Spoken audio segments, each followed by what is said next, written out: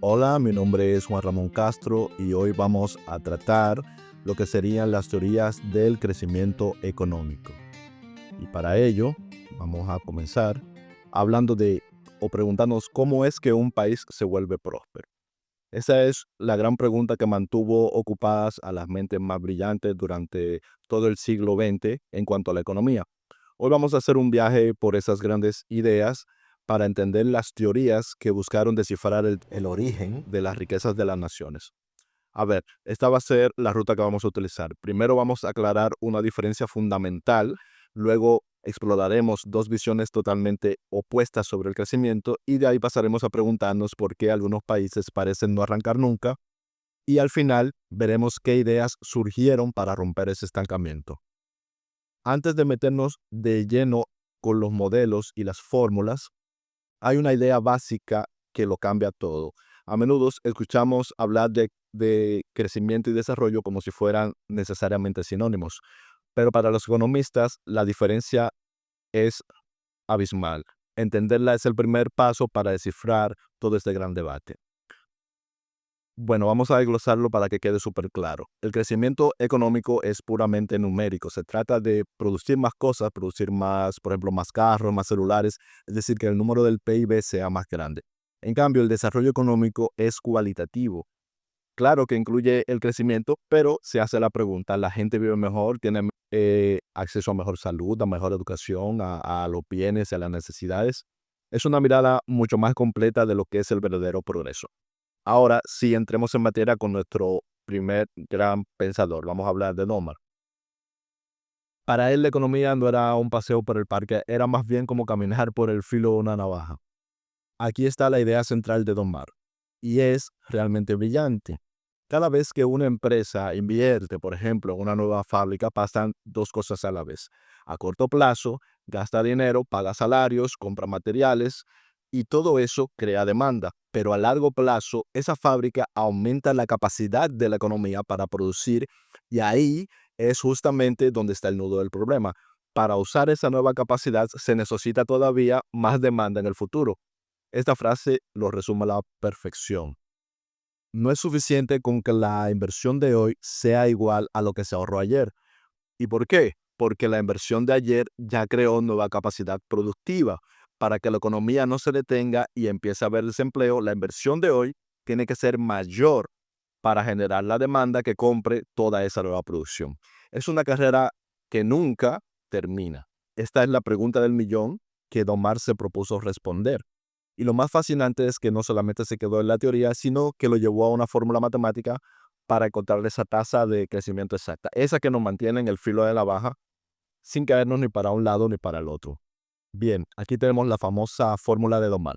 A primera vista puede que asuste un poco, pero la idea es súper lógica. A la izquierda tenemos delta I sobre I, que es simplemente lo que buscamos, la velocidad a la que se debería de crecer la inversión. Y a la derecha tenemos los dos motores de esa velocidad. Primero está la A, que es la propensión a ahorrar. Pensemos que esto es como el combustible que tiene la economía para invertir. Y luego está la S, la productividad. Esto sería como la eficiencia de ese combustible. ¿Cuánto producto nuevo genera cada peso que se invierte? Si multiplicamos el combustible por su eficiencia, nos da la velocidad a la que deberíamos de ir. Ahora, vamos a ponerle números para que se entienda mejor. Por ejemplo, imaginemos una economía cualquiera. La gente ahorra bastante, por ejemplo, un 25% de sus ingresos. Ese es nuestro combustible. A sería 0.25, o sea, 0.25 diciendo que para ejemplificar lo que sería el 25%. Y su inversión es más o menos productiva. Por cada peso invertido se crean 10 centavos de nueva capacidad. Esa sería la eficiencia, es decir, 0.10. Ahora simplemente multiplicamos y ahí tenemos el resultado, 2.5%. Esa sería la cifra mágica, el filo de la navaja. Según Domar, para esta economía, la inversión tiene que crecer a un ritmo exacto de un 2.5% anual. Si crece menos, las fábricas no venden y hay despidos. Si crece más, la demanda se desboca y se crea inflación. Es un equilibrio increíblemente delicado según el punto de vista de Doma. Pero claro, no todo el mundo vería la economía como algo tan inestable. Y aquí entra en escena Robert Solow. con una versión mucho más optimista, con un modelo donde las economías, si se las deja en paz, tienden solas a encontrar un camino de crecimiento estable. Solo, a diferencia total de Domar, creía que la economía tiene sus propios mecanismos para corregirse. Su modelo, que por cierto le valió un Nobel, sugiere que no importa dónde empieza una economía, con el tiempo va a tender a un punto de equilibrio estable, un lugar al que él llamó el estado constante. Para entender a Solow, hay que imaginar dos fuerzas que están siempre en juego. De un lado está lo que él llama la inversión equilibrada.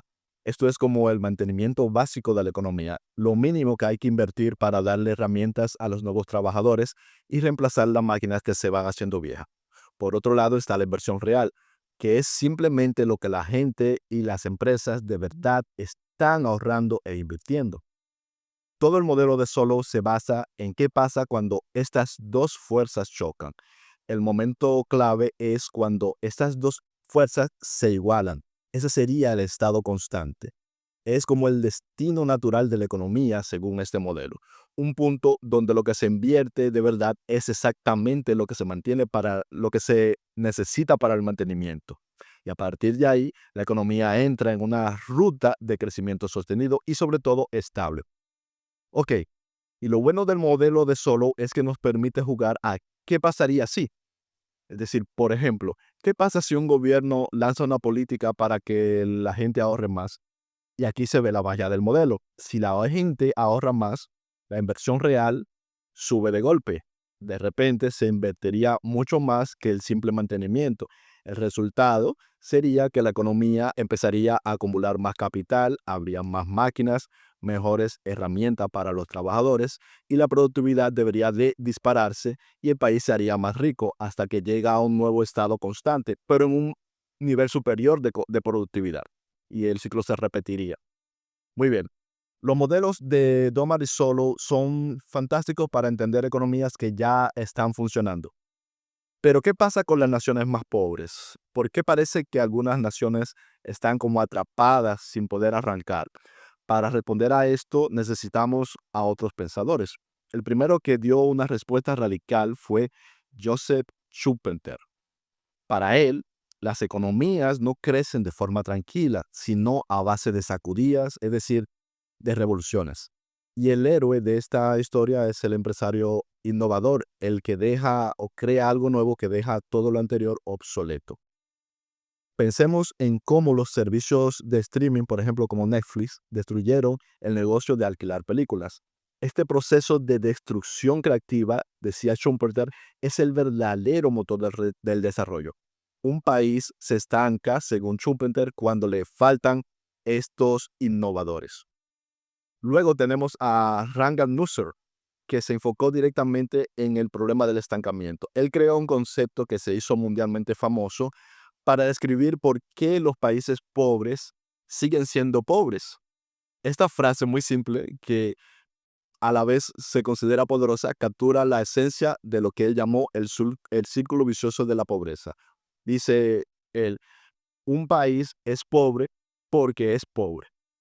Lo que Nurse decía era eso, que la pobreza no es solamente una falta de dinero, sino que es un sistema que se retroalimenta a sí mismo. Y así es como funciona el círculo vicioso que describe. Como la gente tiene ingresos muy bajos, apenas puede ahorrar. Si no hay ahorro, pues no hay dinero para invertir en capital, es decir, en máquinas y en infraestructura. Con pocas herramientas y de mala calidad, la productividad de los trabajadores es muy baja y una baja productividad que generaría otra vez bajos ingresos. El ciclo se cerraría y el país quedaría atrapado. Entonces, si un país está atrapado en esta trampa, en este círculo vicioso, ¿cómo se puede escapar de allí? Bueno, la siguiente generación de economistas se dedicó justamente a proponer modelos para romper ese círculo. Uno de los modelos más influyentes fue el de Arthur Lewis. Su idea, en el fondo, era sencilla. Decía que las economías en desarrollo tienen dos mundos paralelos: un sector rural tradicional de subsistencia, con muchísima gente que en realidad no produce mucho, y un pequeño sector industrial moderno en las ciudades. La clave del desarrollo, según Lewis, es mover a los trabajadores del campo, donde su productividad es casi nula o casi cero, a las fábricas donde sí pueden generar mucho más riquezas. Las ganancias de esas fábricas entonces se reinvertirían, se crearían más fábricas, más empleos y se saca a más gente del campo. En el papel sonaba a la solución perfecta, pero como sabemos la realidad no siempre es tan simple. Así, Michael Todaro señaló que este modelo muchas veces falló, porque en muchas ocasiones la migración masiva del campo a la ciudad, en lugar de crear un motor de crecimiento, muchas veces lo que creó fue grandes cinturones de miseria y desempleo en las ciudades. Y las empresas, en vez de contratar a toda esa gente, muchas veces prefirieron invertir en maquinarias. Es un duro recordatorio de que en economía del desarrollo, las soluciones fáciles casi nunca existen. Y todo esto nos deja con una gran pregunta. Desde esa visión de Domar, de una visión en el filo de la navaja, hasta el optimismo de solo en el equilibrio, ¿qué nos dicen estas ideas al día de hoy? Pues son más relevantes que nunca. Cuando se debate si los robots crearán desempleo masivo o la inteligencia artificial, en el fondo se está debatiendo el dilema de Domar. Cuando un país fomenta el ahorro para impulsar su industria, está utilizando la lógica de solo. El círculo vicioso de Nurse, por otro lado, lamentablemente, sigue siendo la realidad para muchas personas. Quizás el mayor legado de estos pensadores no fue darnos unas respuestas definitivas, sino tener las preguntas correctas, las cuales, según hoy, seguimos intentando responder. Muchas gracias. Esto es todo, o por lo menos por esta parte. Gracias.